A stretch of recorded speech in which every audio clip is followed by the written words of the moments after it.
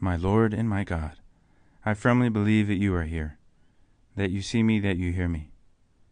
I adore you with profound reverence. I ask your pardon for my sins and the grace to make this time of prayer fruitful. My Immaculate Mother, Saint Joseph, my Father and Lord, my guardian angel, intercede for me. Jesus, we are here with you in this time of prayer.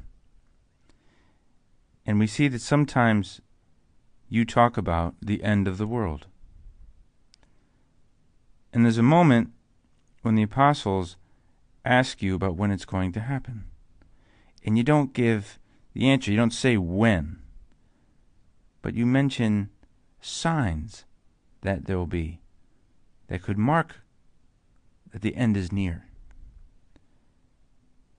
You say, the sun will be darkened, and the moon will not give its light, and the stars will be falling from the sky, and the powers in the heavens will be shaken. Jesus then makes a simple comparison. He says, learn a lesson from the fig tree. When its branch becomes tender and sprouts leaves, you know that summer is near. In the same way, when you see these things happening, you know that he is near at the gates. And when he says he, he's referring to himself, the Son of Man, who will come at the end of time. And so Jesus uses very ordinary occurrences to reflect on deeper things. He talks about the fig tree sprouting leaves and how that's a sign that summer is near. And he says in the same way, when those things that he mentioned, right, the sun being darkened, the moon not giving its light, the stars falling from the sky, the powers in the heaven being shaken, when those things start to happen, then those are signs of the end times. In these 10 minutes with you, Lord, I didn't want to talk about the end times. I wanted to simply focus on how simple natural occurrences can help us reflect on comparable realities in our life. For example, in the part of the world where I live, and many other parts right now too, the leaves are changing color. And soon they will be falling dead from the trees. In other parts of the world, perhaps the opposite is happening, but either way, there is a change in the season.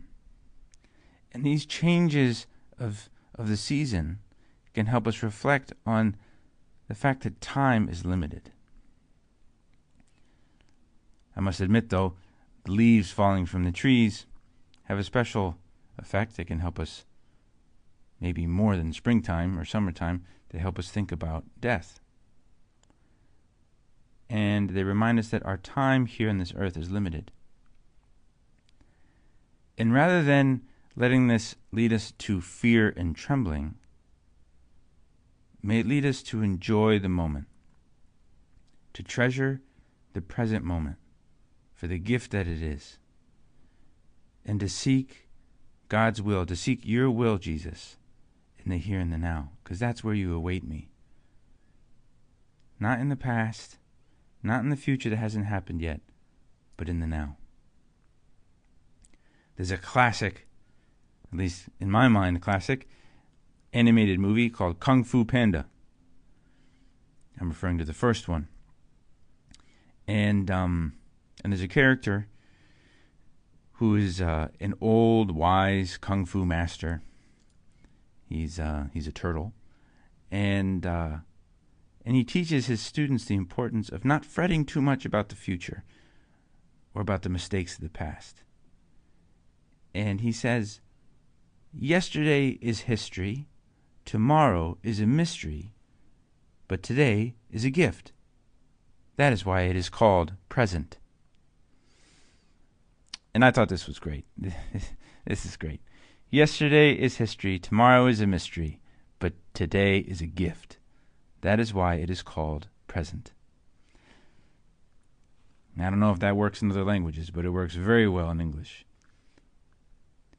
And so let's embrace the gift of the present moment. That is where God's will is for me.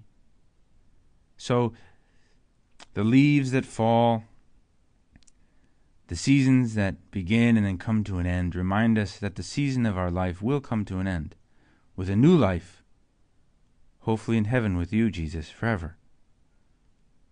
And this reality does not fill us with fear. No, no, no. It helps us focus on what I have in front of me right now, with its joys and its challenges, yes, and its sorrows, but certainly joys. How many times do we lose the joy of the moment because we're worried about something in the future that hasn't happened yet and probably is not going to happen the way I imagined it? It just could happen. And because it could happen that badly, I get convinced that maybe it will, and so I get down, or I get shaken, I get rattled. No, that's not you, Lord. That's a temptation from the devil. Our Lord wants us to be focused on the present. Yes, He wants us to plan for the future, to be prudent, but not to get carried away by our imagination and imagining, what ifs. What ifs that take away our peace and that take us away from the joy of the moment, that God is loving me right now. We must fight against that temptation to escape from the present. Let's embrace the present. Yeah, sometimes it'll be the cross, but let's strive to embrace it with God's help. There's a wonderful book which you might be familiar with, which is called Screwtape Letters by C.S. Lewis. Screwtape is a demon, an angel in the service of Satan, and so you can tell it's on one hand it's pretty dark. At the same time, there is a healthy dose of humor in the whole thing, but in the end, it deals with a very serious topic, which is bringing souls to hell. And so Screwtape is writing letters to his nephew. His nephew is named Wormwood. And these letters are filled with advice on the best way to bring a soul to hell. And there's a chapter in which Screwtape writes to his nephew, encouraging him on the importance of distracting humans from the present, and that the key is to get them to live either in the past or the future, preferably the future, but not the present.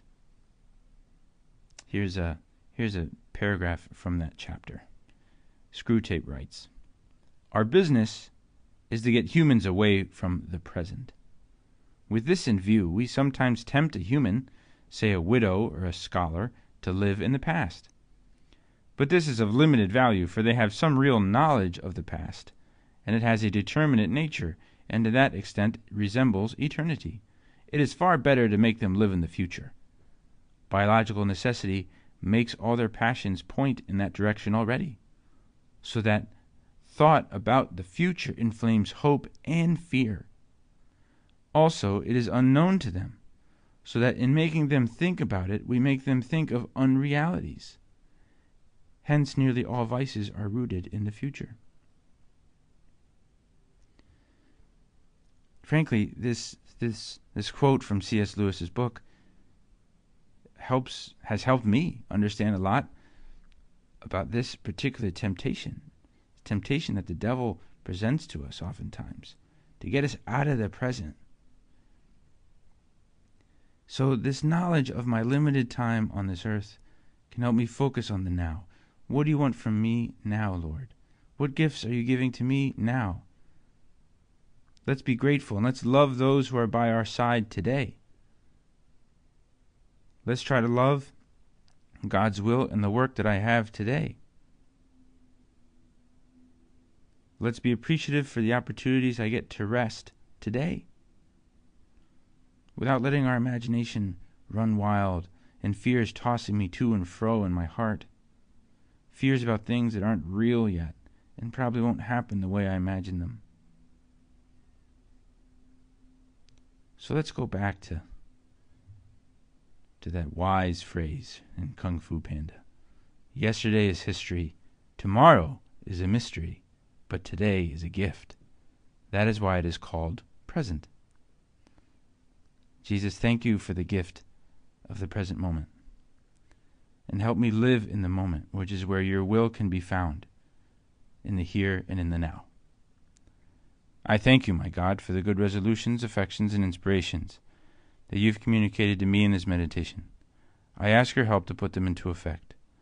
My Immaculate Mother, Saint Joseph, my Father and Lord, my guardian angel, intercede for me.